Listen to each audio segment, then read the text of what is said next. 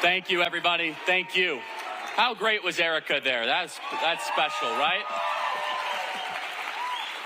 This is a very big crowd, considering the primary is still like, what, 16 months away? You know why? Because our movement will not slow down. It's bigger than an election. It's going to keep on going and going and going.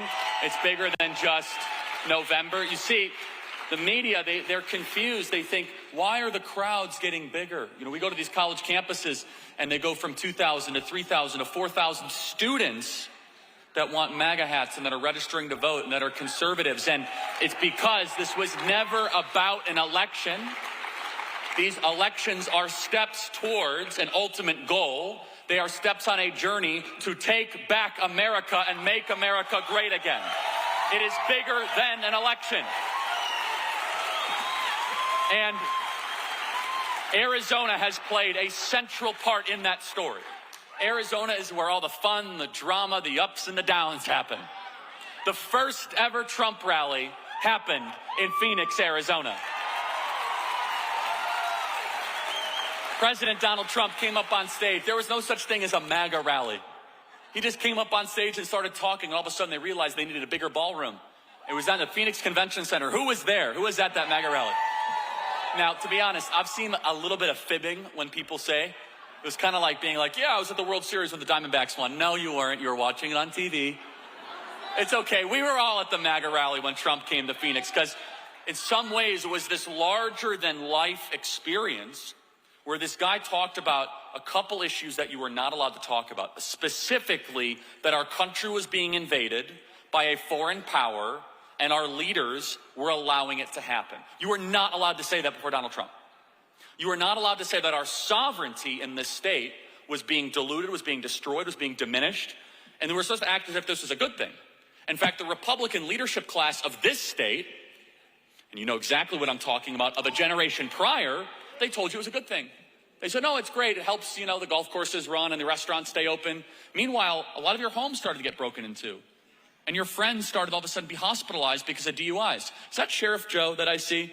The great Sheriff Joe. Stand up, Sheriff Joe. Let's honor Sheriff Joe. Is he not the greatest?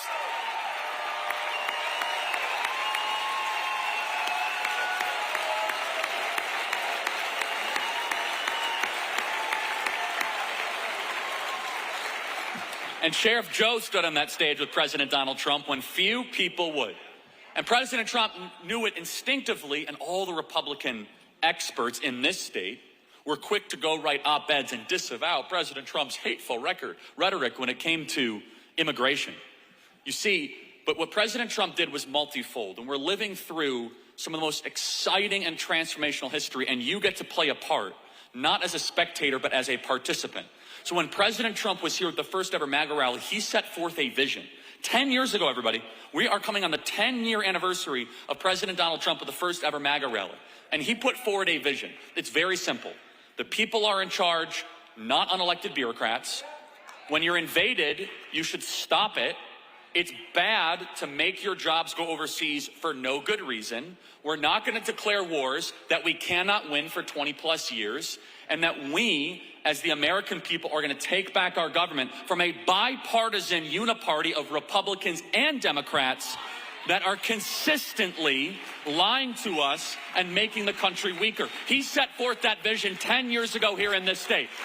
10 years ago. And this state has been the central player in the Trump story, because this was the state where you had so many Republicans say, I don't support President Trump. But you know what was so good about that? Is we found out they weren't actually Republicans all along. They exposed themselves. They were using the Republican label to get your vote. They were using the Republican name to get your support, but they weren't actually going to D.C. to go fight for your values. Jeff Flake, John McCain. And they were going to D.C., and you were voting for them, and you're like, wait a second, why is the border still open? We can't talk about that because it's racist. We can't talk about the fact that our wages aren't going up and that men that work for a living, that shower before work and shower after work, that are forklift operators and waiters, and that are driving Ubers, their wages are not keeping up with inflation and things are getting more expensive. Like, no, it's okay. It's actually the GDP is growing. And President Trump's like, no, that's actually a bad deal. I'm going to fight for those people. And that journey was set. And the ups and the downs throughout Arizona. You remember then, of course, President Trump on that triumphant night in 2016 when we beat Hillary Clinton. And he did an unusual thing. When he won the president, I mean, we all remember that night. Was that not one of the greatest nights? And then he did something very unusual. He actually did what he said he was going to do. He secured the southern border, and he cut taxes. He made the economy great. He gave the Border Patrol their support. There's Art Del Cuerto. Art, stand up. Don't we have Border Patrols back, don't we, everybody? The great Border Patrol.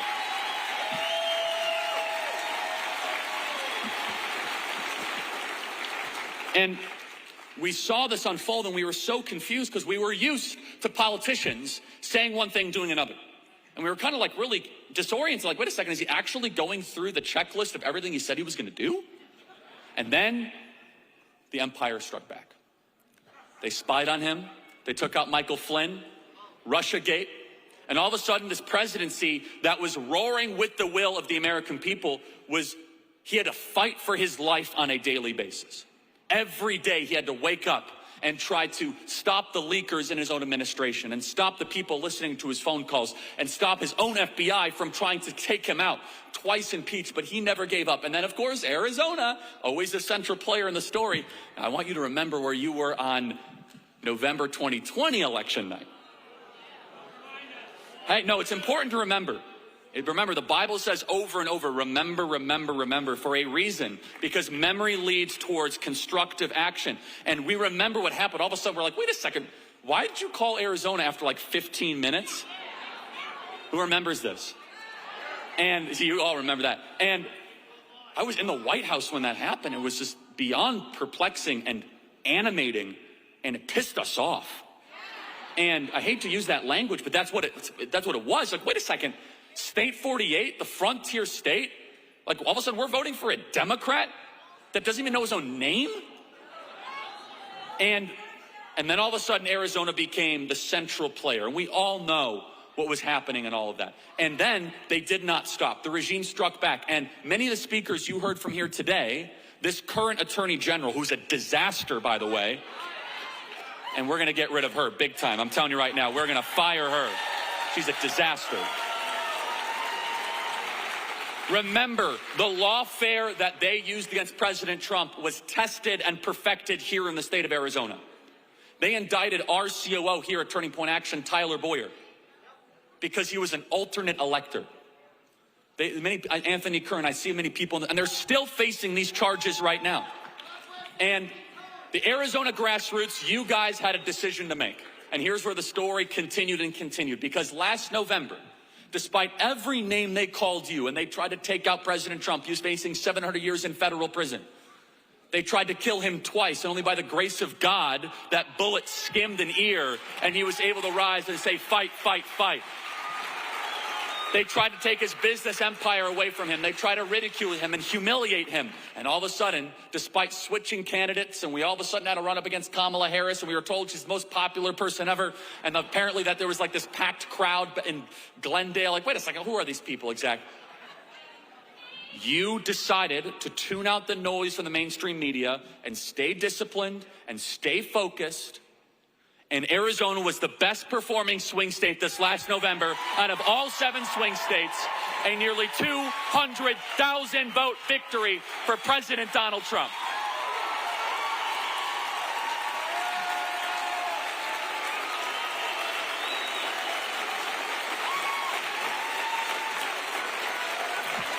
And it felt so amazing and so vindicating, didn't it? All of that was worth it because the 2024 election was about so much stuff. It was about inflation, about the border, but it was also about who's in charge of the country. Fundamentally, that was the question. Who runs the country?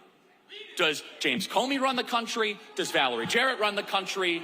Or do the American people run the country? And that was what this last election was about. And Arizona just happens to be the place where all of this is happening. And here I'm to tell you today, to remind you, to encourage you, the story is not over. The story continues. What started here in Arizona back 10 years ago is still continuing, because if it's just about getting Trump elected as the president, don't get me wrong, praise God Almighty it happened, and it doesn't materialize in our own home, then that's just a short-lived moment. But we're here about building a movement. And that is why we are here today, and why we at Turning Point so decisively are going all in for a true conservative. Because it's time for us to not just make America great again, but make Arizona great again, and make Andy Biggs the next governor of this great state.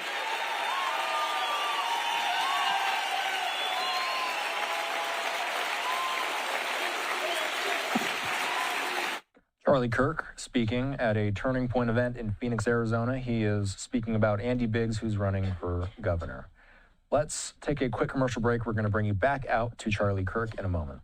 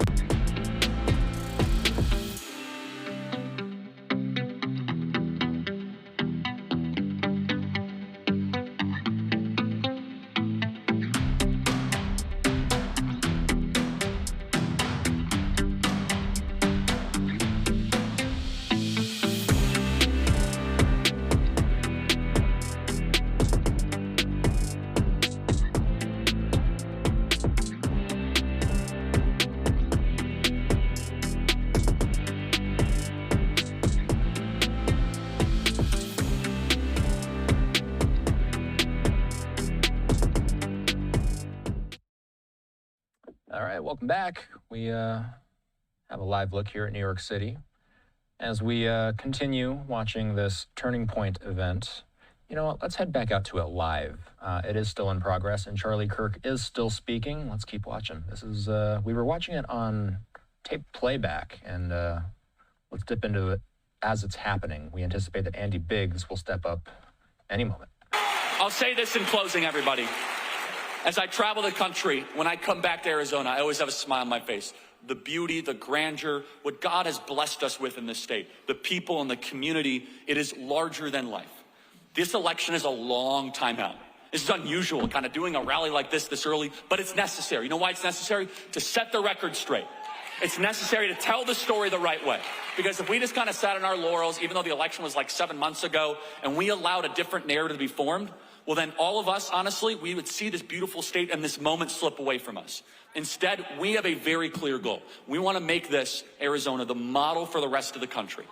The grassroots are on fire, and that means this summer getting involved and knocking on doors where appropriate. It means this fall, this winter, support Andy in any way you possibly can. Donate $5, host a fundraiser, host a friendraiser, get involved with Turning Point Action, get involved with Turning Point PAC, and then it culminates to once he wins the primary, which with all of your help he will, then we need to have every energy focused together to defeat what might be America's most unimpressive and worst governor, Katie Hobbs, and retire her as governor of this state. It is and I want to say thank you for all of you that pray for us at Turning Point, that support us, that understand what we go through, from the death threats to the backlash to the censorship to the condemnation. It's all worth it. Because this 10-year journey that we have been in, that started at the Phoenix Convention Center, and now I look at you guys in the Biltmore, which is another chapter we're all going to remember. is the ride of a life. It really is. And together, we stay focused, we tell the right story, the narrative is straight. On election night in 2026, which feels like a long time away, but boy, it's going to be here just like this. We are going to be celebrating that my friend, Andy Biggs, is the next governor of the state of Arizona. Ladies and gentlemen, join me in welcoming Andy Biggs, the next governor of State 48.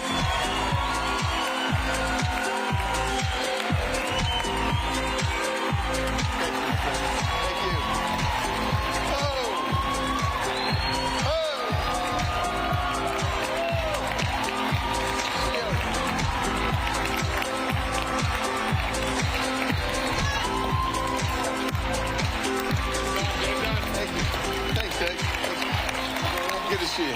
Good to see you. Thank you. Hey. Woo. Thank you.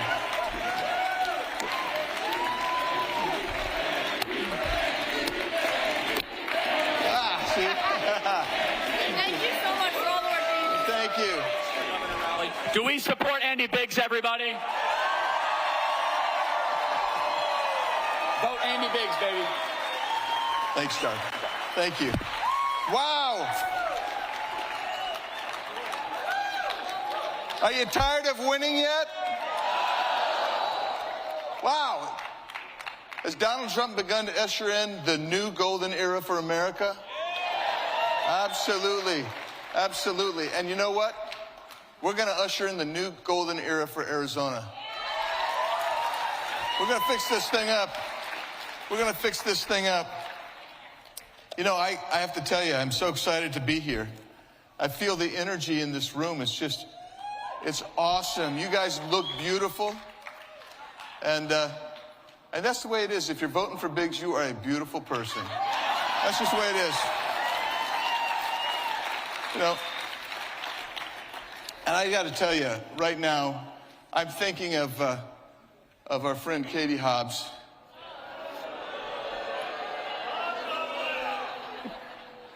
So, you know, we've never seen a governor quite like Katie Hobbs, have we? In fact, as a matter of fact, we really haven't seen Katie Hobbs. The only time we hear from her is when she's going to veto legislation that is so good, that would be beneficial and helpful to the state. She says, no, I don't think I want to do that. We're not quite sure what she's saying. But here's the deal. I want to say thank you to each one of you for coming out here today. As Charlie said, we're talking 16 months before we get to the election, the primary election anyway.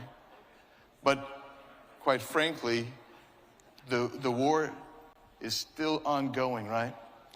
It is still ongoing. I used to do a little work at the international, I'm embarrassed to say this, I used to represent some groups at the United Nations.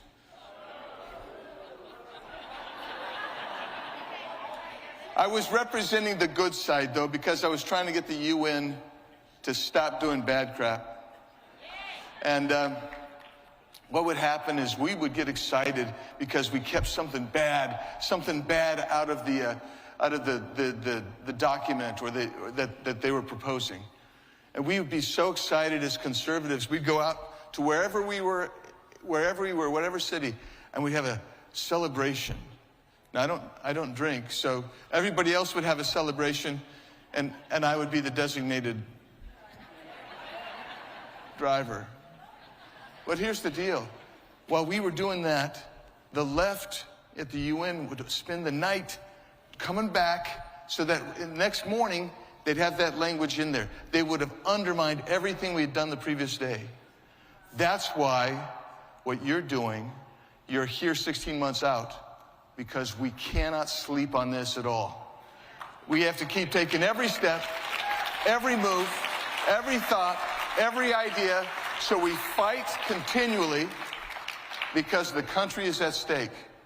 The country is at stake. So I think of my friend Charlie Kirk on what has happened with TPUSA, TP Action, and all of their entities, and all of you who are here. And I say thank you. Thank you. Arizona was the state that provided the biggest victory for Donald Trump in the battleground states. This state.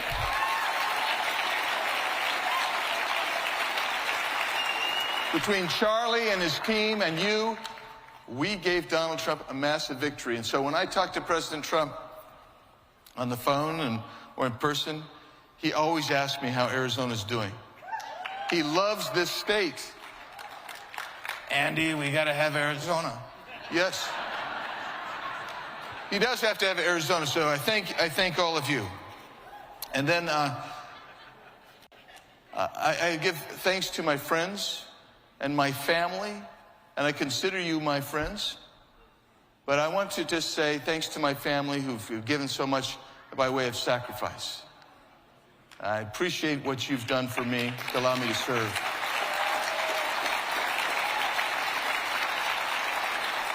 But I also want to thank my guests from out of state. They're pretty awesome. So I want to go over Burgess Owens. This guy's a Super Bowl champ and friend. He had a great NFL career, and he's now a great congressman. And I told him afterwards, he's giving you some of the nicknames they had there. I call him the delivery man. He is the delivery man. Lauren Boebert from Colorado. Stalwart conservative voice, been with me and some of these others in every conservative fight we've had in Congress. And she's done it fearlessly. And I also want to thank my friend, who was my first friend in Congress, who fought with me to defend President Trump from the very beginning. Because you remember, they came after President Trump right from the start, from the second he came down the golden escalator, right? Well, Matt Gaetz from Florida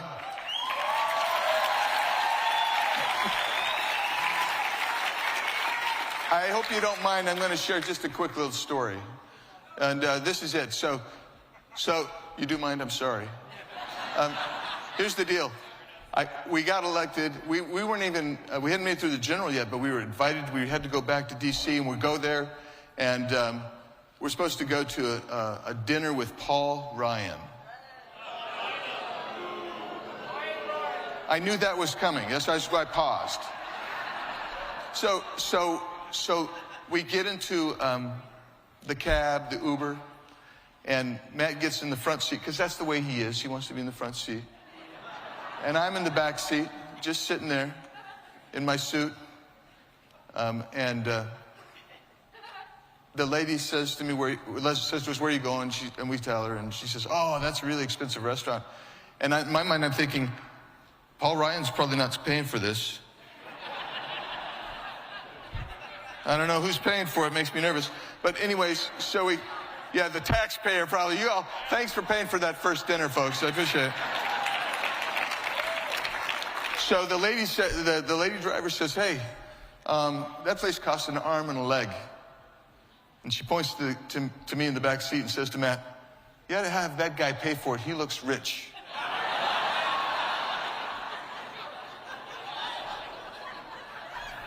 And Gaetz says to me today, he says, that's before she saw you wearing Crocs on your feet. So Matt Gaetz, what a great guy. Love him to death. Then a longtime friend of mine that you got to hear today from, he's the prototype of an American sheriff. Every time President Trump talks to me about him, he says, that Lamb guy, he looks like he came out of Central Casting. So I'm so grateful for Mark being here with us today. And another guy you know and I know is a fearless fighter. He's been fighting in Congress longer than I have been. He's a great guy. You heard him, Mr. Paul Gosar from Mojave County. Great guy.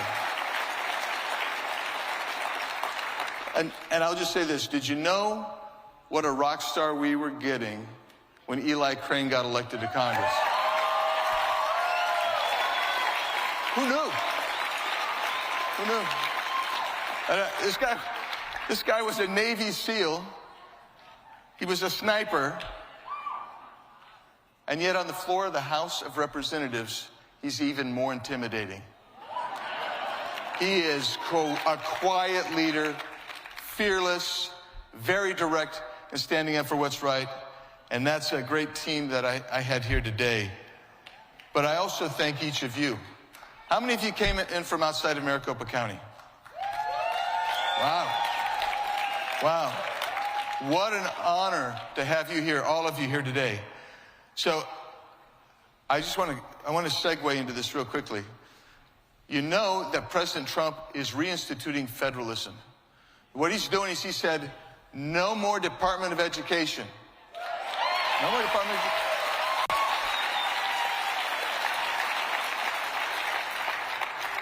And there is no authority under the Constitution for the Department of Education to begin with, right? So then he appoints Lee Zeldin to be his EPA administrator. And Lee Zeldin has gotten rid of 31 major rules to devolve that back to the states. So we get to govern ourselves as states. And President Trump is shrinking the size of the federal government footprint. The bureaucracy is trying to shrink that. And what that means is, and by the way, I did talk to Secretary McMahon. I said, if you're getting rid of the Department of Education, you have to get rid of all the mandates and strings that go with it. We've got to be free to govern in Arizona. We have got to be free to govern for ourselves. And so it strikes me very interesting and very earnestly that President Trump is giving some of the sovereignty, some of the power back to the states.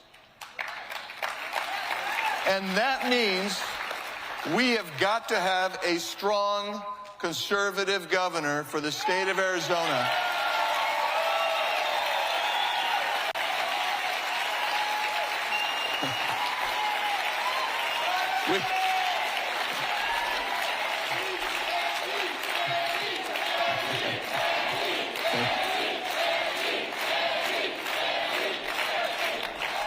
We have got to lead this country back, and we can do it as a state that's governed freely, conservatively, with our prosperity, our freedoms, our rights protected under the Constitution, always at the foremost, always at the forefront of whatever we do.